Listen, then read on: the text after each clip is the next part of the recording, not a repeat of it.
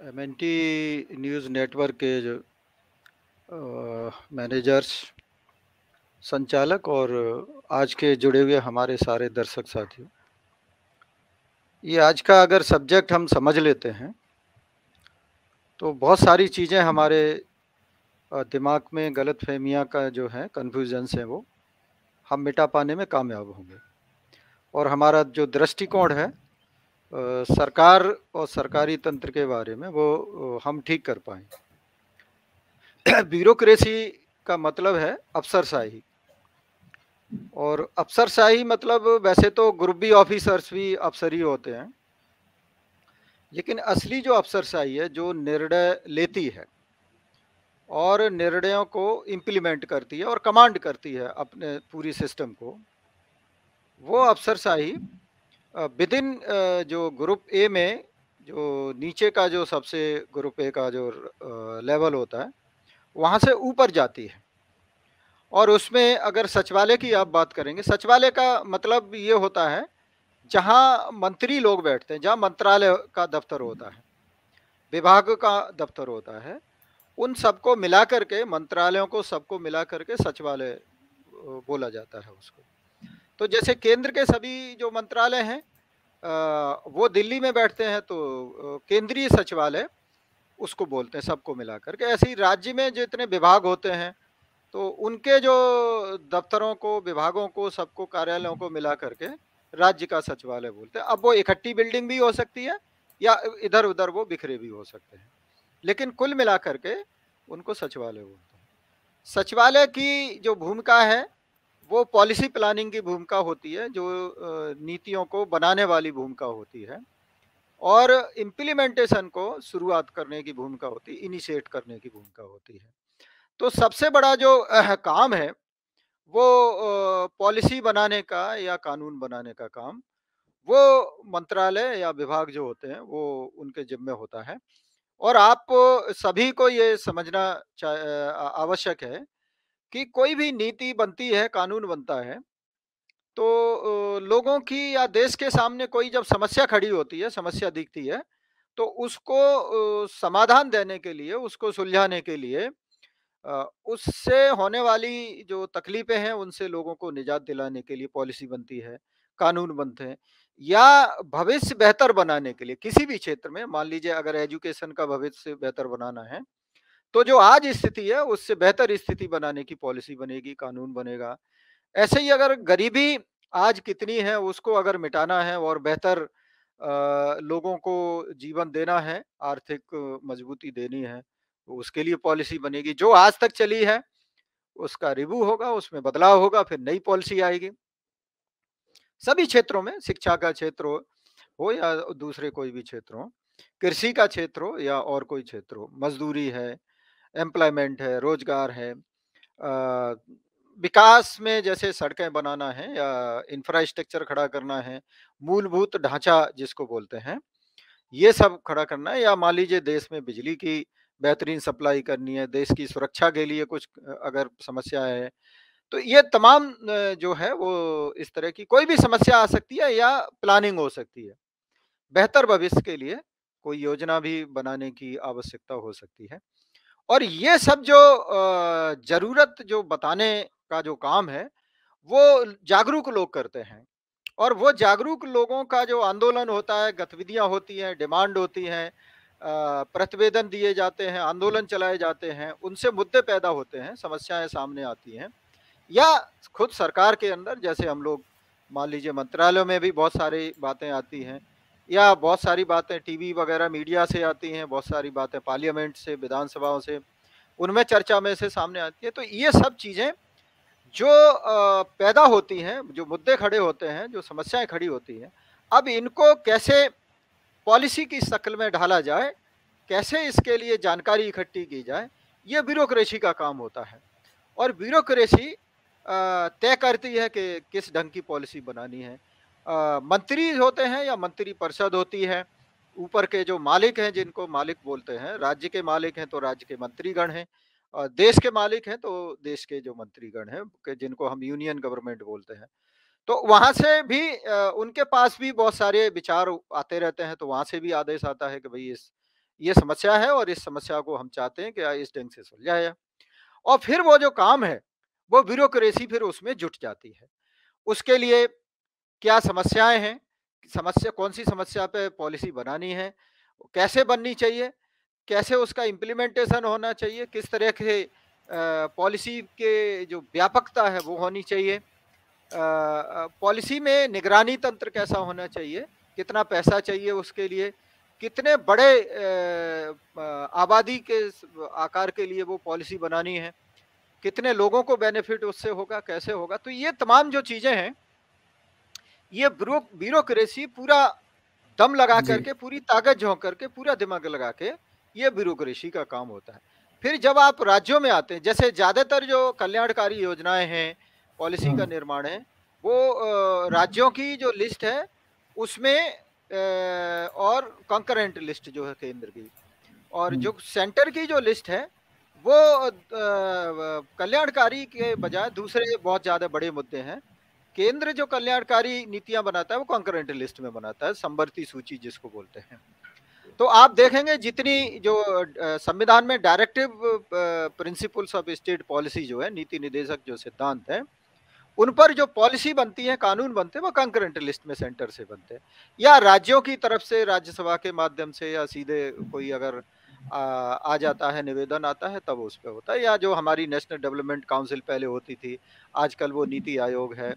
तो वहाँ जी। पर कोई प्रस्ताव पास होता है, तब उस फील्ड में जो है इंटरफेरेंस होता है नीति बनाने के लिए। तो ब्यूरोक्रेसी मंत्रालयों में या विभागों में, चाहे केंद्र हो चाहे राज्य हो, वहाँ पॉलिसी बनाने का काम करती है।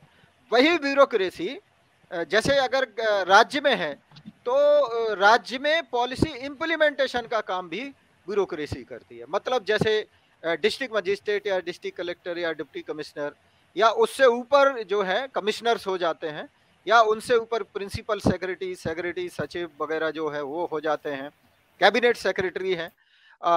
इनके लेवल के जो दूसरी सर्विसेज के लोग हैं, बेशक डेजिग्नेशन ये ना हो, पर दूसरे डेजिग्नेशंस जी। होते हैं, पर वो लेवल के होते हैं, उनकी ज़िम्मेदारियाँ जी। भी बराबर होती हैं। तो सही मायने में अगर आप ये कहें, जैसे मंत्री जो जाते हैं चुन करके, जो एमपी, एमएलए जाके मंत्री बनते हैं, उनमें तो गाली-गलौज की भाषा होती है, एक-दूसरे पे आरोप-प्रत्यारोप की भाषा होती है, भाषण देने की भाषा होती है। उनको वहाँ पर जब ये चीज़ें महीन, जो इनकी गहराइयाँ, जो इनकी जो इनके जो सूक्ष्म जो विवरण समझाने वाली जो बात होती है, ना तो उनको इतना धैर्य होता है, ना ही वो इसकी इतनी ज़्यादा आदी होते हैं वो लेकिन अवसर तो होता ही इसी काम के लिए है। जी। उसकी जो भर्ती प्रक्रिया है, वो भी उसी हिसाब से तैयार की जाती है कि वो एक मजबूत दिमाग का आदमी वहाँ पर पहुँचे, ताकि दिमाग लगाने में थके नहीं। चाहे 24 घंटे भी दिमाग का काम करना पड़े तो थके नहीं। आप किसी बिल्कुल। मंत्री से ये उम्मीद नहीं कर सकते, किसी एमपी से ये उम्मीद नहीं कर सकते। हाँ, हुँ। बाबा साहब जैसे अगर आप देखेंगे तो वो बहुत कम होते हैं। कहीं 542 में कहीं 4-5 होंगे, 10 हो जाएँगे। बहुत ज़्यादा खींच-खिचा के 20-25 मिल सकते हैं, इससे ज़्यादा नहीं मिल सकते। ये जो बिल्कुल। काम है, दिमागी जो कसरत है, देश को, लोगों को समस्याओं से मुक्त कराना, या उनके उन जी। भविष्य जी। बेहतर कैसे बनाना है, कैसे शक्तिशाली बनाना है, कैसे मजबूती देनी है, संविधान के जो प्रावधान हैं, उनको कैसे लागू करना है, जी, तभी कैसे तक। उनके प्रति जागरूक करना है। तो ये सारा जो रोल है, भूमिका है, वो ब्यूरोक्रेसी के ही ऊपर हो। बाकी सब जो नीचे होते हैं, वो बिल्कुल। सपोर्टिंग रोल में होते हैं। तो जी। ये जी। बहुत मतलब पूरा समाज का हो, लोगों का हो या देश का हो, जो भविष्य है, वो ब्यूरोक्रेसी के ऊपर ही निर्भर करता है। और अगर ये रिप्रेजेंटेटिव नहीं है, ये प्रतिनिधित्वपूर्ण नहीं है, तो ये जितना भी जी। जी। बेहतरी होगी, विकास होगा, प्रगति होगी, लॉपसाइडेड हो हुँ। जाएगी, मतलब कुछ जातियों तक सीमित होकर रह जाएगी, जिनका बिल्कुल। ज़्यादा प्रभुत्व जो है, बपौती जिसको हम जी। सिंपल भाषा में कह सकते हैं, वो होगी ब्यूरोक्रेसी। हर किसी न किसी योजना के, डिमांड के, पॉलिसी के दोस्त भी होते हैं, दुश्मन भी होते हैं, मतलब समर्थक भी होते हैं, विरोधी भी होते जी। हैं। डेमोक्रेसी के भी समर्थक हैं और डेमोक्रेसी के दुश्मन भी हैं। इसी तरीके से जैसे बाबा साहब ने कहा कि जब तक आर्थिक और सामाजिक आर्थिक और सामाजिक प्रजातंत्र स्थापित नहीं करोगे तब तक राजनीतिक जो प्रजातंत्र है उसका कोई मतलब नहीं है।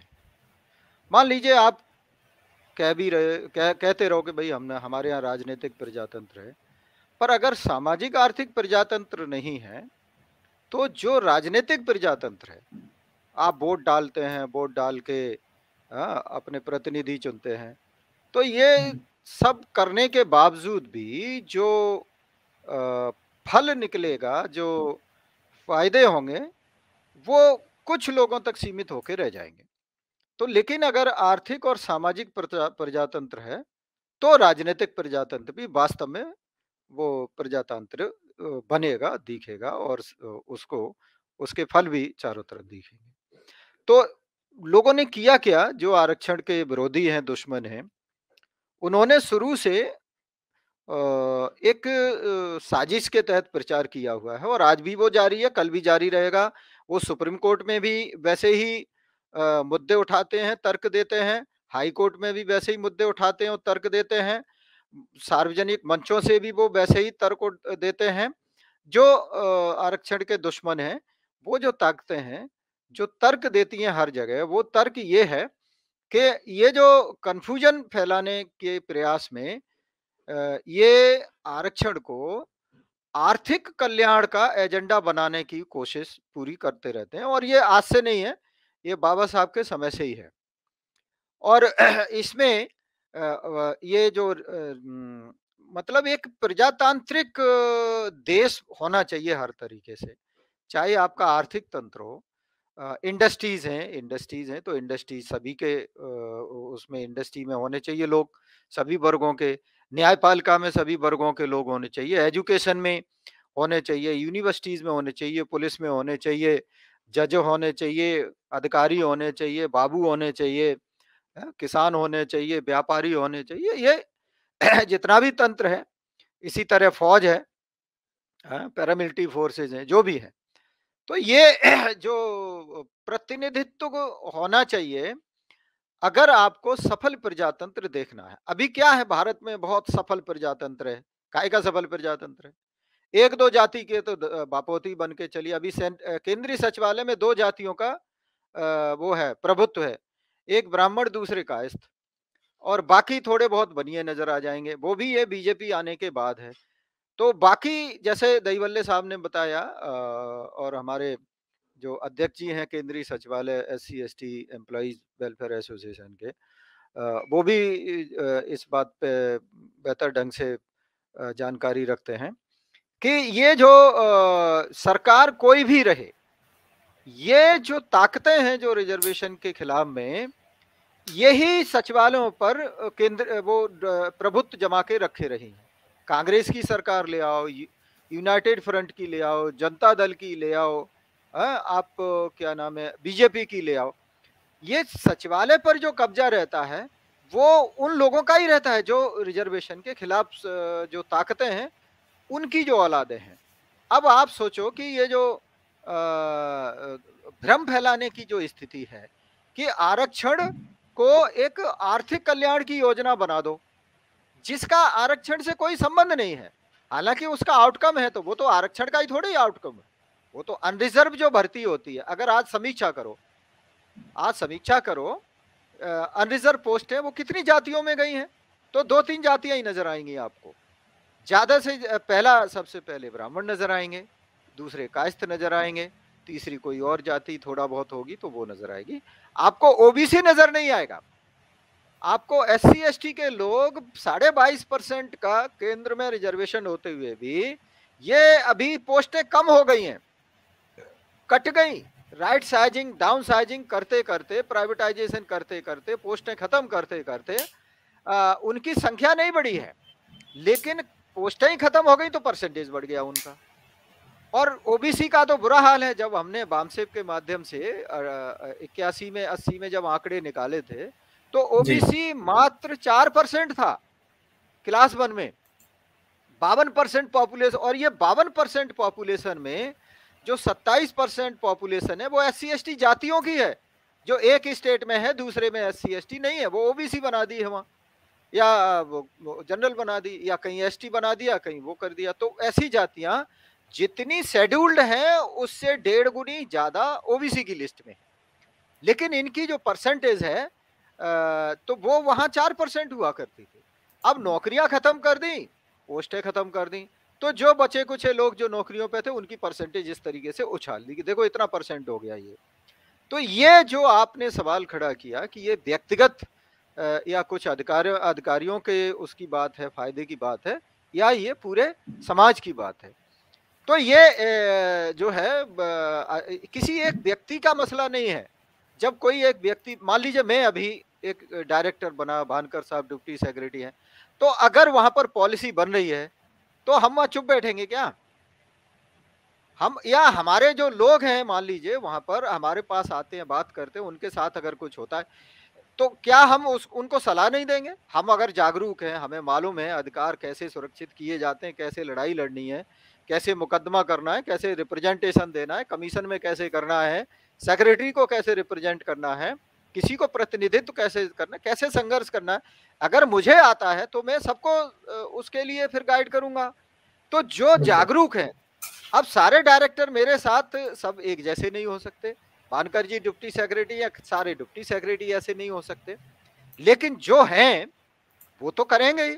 और जब हमारे साथ बैठते हैं हमारे दूसरे डायरेक्टर, चाहे ओबीसी के वैसी, तो उनको फिर समझ में आता है यार ये आदमी ऐसा हो सकता है, साला हम क्यों इतने दब्बू हैं, हम क्यों इतने जो है ना वो मरे हुए ऐसे बीमार से, ऐसे कि जैसे कहीं लकवा मार गया हो दिमाग को, हम ऐसे क्यों रहते हैं?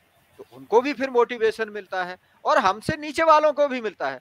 अगर एक सेक्रेटरी अम्बेडकराइट अगर आ जाए, मान लीजिए एक सेक्रेटरी या ऐसा आ जाए जो समाज के लिए सोचने वाला हो, तो वो पूरा जो विभाग होता है वो सेट हो जाता है। फिर पूरे विभाग का जो वातावरण है वो बिल्कुल सेक्रेटरी के हिसाब से फिर चलने लगता है। अगर मंत्री एक ऐसा आ जाता है और सेक्रेटरी भी वैसा आ जाता है, तो पूरा जो मंत्रालय है वो उसकी सोचने की दिशा, नीतियां बनाने की दिशा, नीतियों को क्रियान्वित करने की दिशा, ये सब उस हिसाब से चलने लगता है। और कैबिनेट में भी फिर उसी हिसाब से प्रस्ताव जाने लगते हैं, वहां भी उसी हिसाब से, पार्लियामेंट में भी चर्चा उसी हिसाब से होने लगती है। और ये सब जो मंत्री हैं, ये क्या नाम, एमपी हैं, छोटे मंत्री हों, बड़े मंत्री हों, या ऐसी बहुत सारी दूसरे हस्तियां होती हैं जो आती रहती है मंत्रालयों विभागों में, जो केवल इनको ही मिलते हैं, सीनियर अफसरों को। अब मैं जैसे प्रेस में नहीं बोल सकता, लेकिन जॉइंट मेरा जो सेक्रेटरी है विभाग का बोल सकता है, एडिशनल सेक्रेटरी है बोल सकता है, क्योंकि उनको वो अधिकार मिला हुआ है प्रेस के सामने जाने का। तो अगर मान लीजिए एक पूरा सचिवालय प्रतिनिधित्व पूर्ण होता है, तो वो प्रेस के सामने भी उसी ढंग से बात को रख सकते हैं। बहुत सारी बातें हैं जो सोचना पहले तय की जाती है कि कैसे रखनी है, कितनी बात रखनी है प्रेस में, किस ढंग से रखनी है। तो ये जो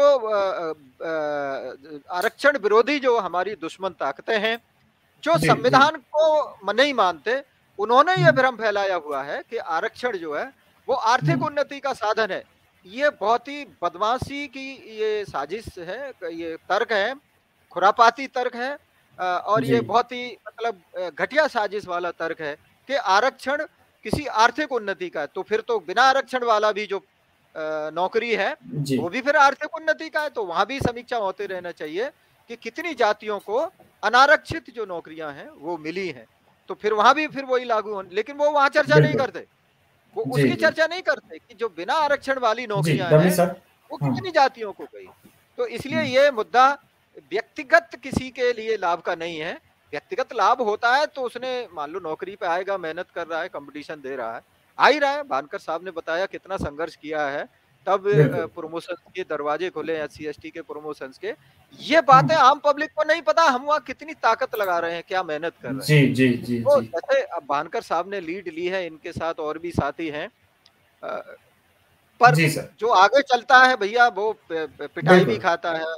भानकर साहब के दुख में मैं शामिल हूँ, मैं जानता हूँ, क्योंकि मुझे तो जिंदगी निकल गई समाज का ये सब करते हुए। तो मुझे पता है जो ये हमारे दईबल्ले साहब हैं, आपको भी पता है, और भी हमारे साथी जो सुन रहे हैं, कि जो समाज के लिए आगे चलता है उसको हमेशा गालियां ही सहनी पड़ेंगी, नुकसान सहने पड़ेंगे, अपमानित भी होना पड़ता है। पर ये एक जुनून होता है प्रदीप, ये जो सचिवालयों में जो सिस्टम है, जो रिप्रेजेंटेशन नहीं होता, उसका कारण ये है कि ये पॉलिटिकल अपॉइंटमेंट होते हैं, डिसीजंस होते हैं। ये जो कैबिनेट है वो ये प्रमोशंस करती है।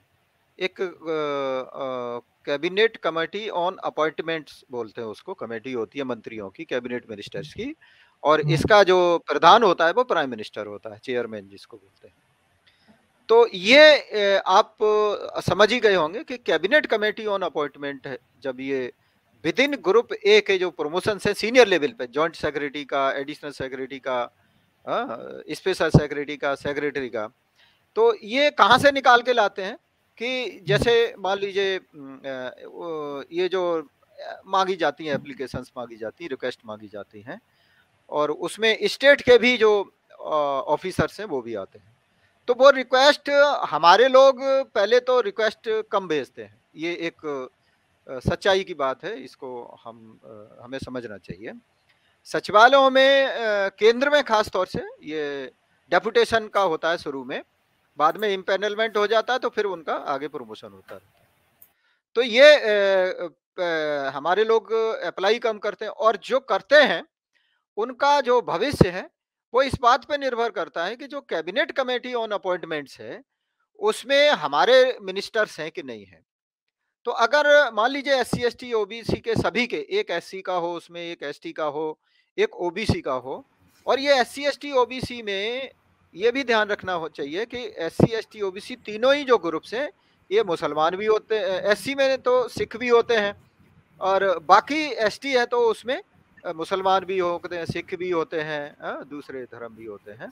तो ये सब उसमें मिला जुला होता है, तो ये वहां पर सब तय होता है, ऐसा उनमें है। और ये क्योंकि ये सिलेक्शन ग्रेड है तो यहाँ सीनियरिटी सुपरसीड हो जाती है। ये जरूरी नहीं है कि जो सीनियर मोस्ट है उसी को प्रमोशन मिलेगा, वहां पर बहुत सारी दूसरी, आजकल वो 360 का 360 डिग्री का एक ड्रामा चलता है कि ये जो एग्जीक्यूटिव होती है इसका मतलब होता है मंत्री जो परिषद है, और मंत्री परिषद को मदद करने के लिए ये सारा नीचे का जो अफसरशाही है और बाबू हैं, ये सब जो एग्जीक्यूटिव मतलब जो मंत्री परिषद है, सचिवालय पूरा जो है वो उनकी मदद के लिए ये होता है। तो इसका मतलब है कि असली जो खेल है नौकरियों का और योजनाओं का, वो सारा जो है नौकर पेशाओं का, अफसरशाही का, उनके साथ जो अन्याय हो, उनके साथ न्याय हो, उनके साथ भेदभाव हो, उनके साथ पक्षपात हो, ये सब इस मंत्री परिषद पे निर्भर करता है। मान लीजिए अगर मेरा मंत्री मेरे जब तक, मैं प्रैक्टिकल एक एग्जांपल मेरे यहाँ का आपको बताता हूँ, जब तक पासवान जी थे तब तक हमारे यहाँ का जो माहौल था एक तरीके से बहुत ही बढ़िया माहौल था, और हर आदमी किसी भी बिरादरी का हो वो अपनी पूरी क्षमता से काम कर रहा था। लेकिन उनके जाने के बाद अब हालात काफी बदले हुए हैं। ये स्थिति हर मंत्रालय के उसमें होती है। अब आप सोचो कि देश का जो प्रधानमंत्री है ओबीसी रोना धोना लेके ओबीसी को बेवकूफ बनाया और उसका वोट ले लिया, लेकिन ओबीसी का मंत्री नहीं बनाया।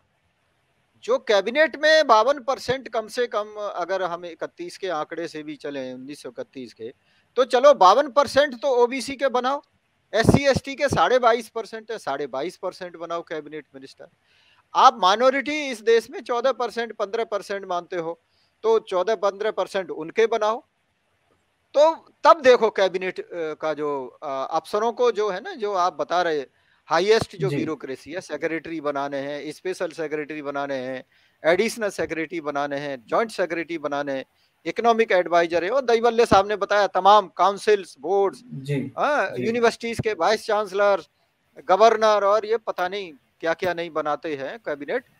वो सब अगर ओबीसी वहां पर 52% है और सभी का एससी एसटी का भी उसी हिसाब से, माइनॉरिटी का भी उसी हिसाब से, अगर कैबिनेट में सब सही है, तो वो जो कैबिनेट जो अफसरों को अपॉइंट करती है, प्रमोशन देती है, और काउंसिल बाउंसिल ये जो तमाम जो अफसरों को वहां पर, किसी को सेक्रेटरी, किसी को मेंबर सेक्रेटरी, किसी को चेयरमैन, तब वो नजर आएगा कि हर जगह आपको फिर ये रिप्रेजेंटेटिव वो स्थिति आपको मिलेगी।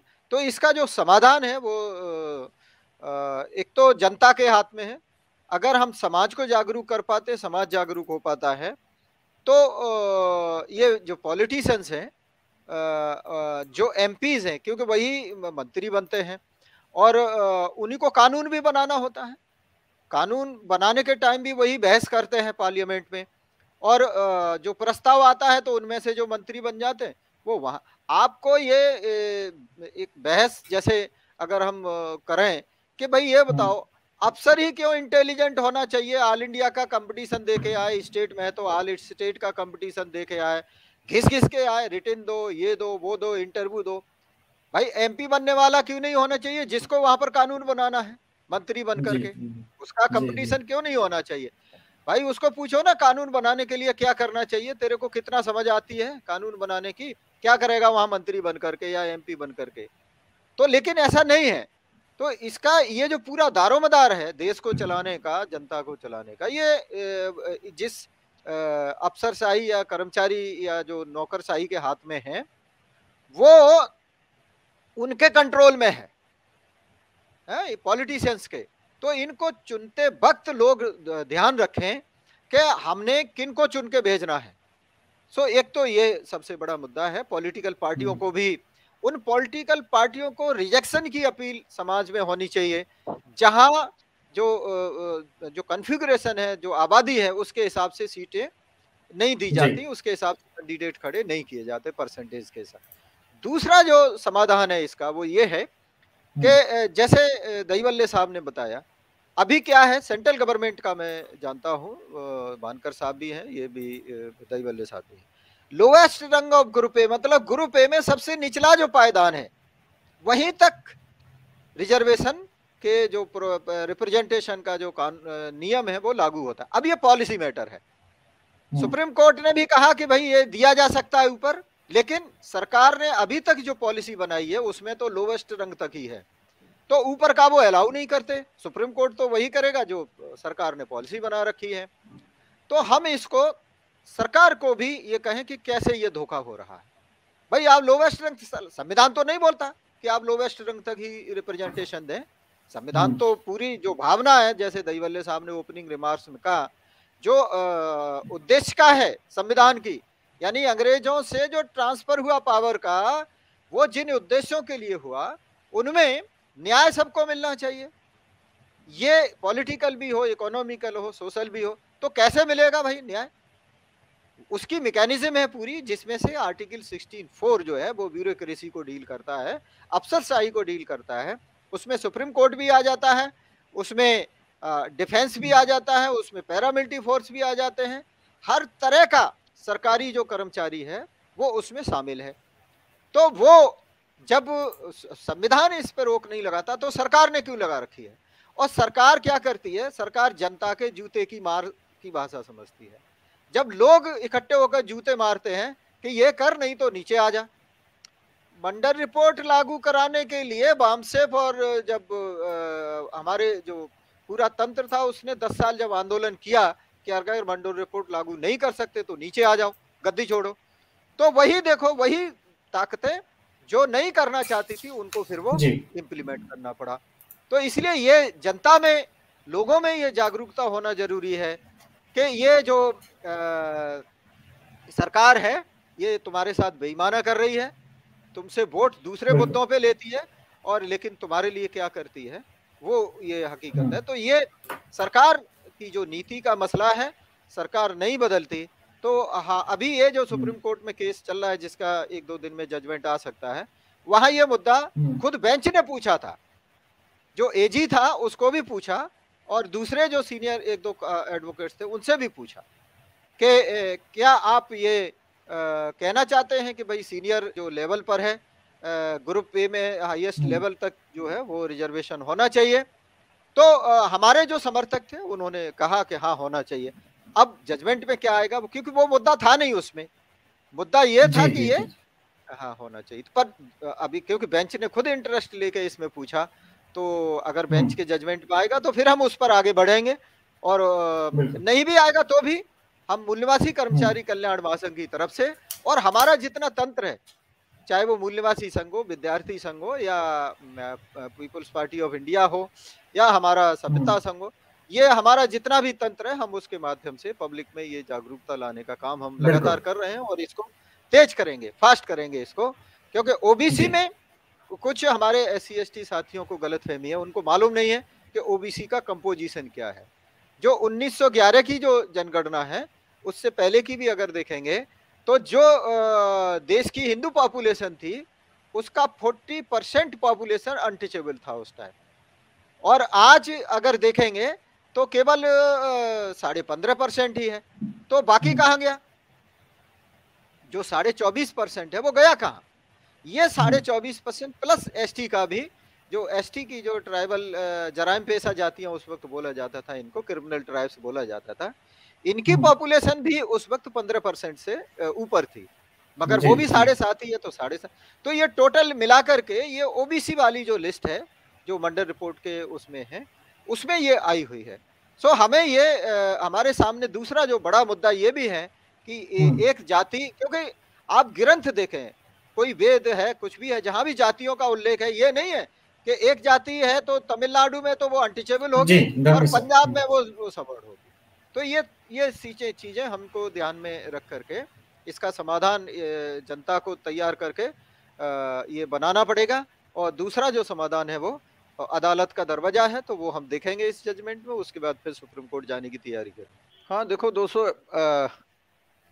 मैं जो हमारे तमाम SC ST OBC के जो संस्थाएं हैं और जागरूक जो लोग हैं, संस्थाएं न भी बनाई हों तो जो बुद्धिजीवी लोग हैं, जागरूक लोग हैं, समझदार लोग हैं, चाहे पॉलिटिकल ऑर्गेनाइजेशंस में काम कर रहे हैं, चाहे वो धार्मिक संस्थाओं में, सामाजिक संस्थाओं में, शैक्षिक संस्थाओं में, कर्मचारियों के संगठनों में या विद्यार्थी संगठनों में, किसी भी तरीके से समाज में जो काम कर रहे हैं, मैं सबसे यही अपील करता हूँ मूल्यवासी कर्मचारी कल्याण महासंघ की तरफ से,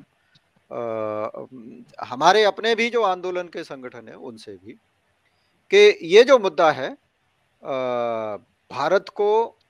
भारत देश को एक रिप्रेजेंटेटिव इंडिया, प्रतिनिधित्व पूर्ण प्रजातांत्रिक भारत देश जो बनाना है, इस मुद्दे पर जो भी अभी तक धोखेबाजी हुई है उससे लोगों को जागरूक कराएं, उनके वोट किस मुद्दे पे मांगे गए और उनको हकीकत में मिला क्या, उस पे कराएं, और पार्टियों के बजाय जो सत्ताधारी वर्ग है उस पे फोकस करें।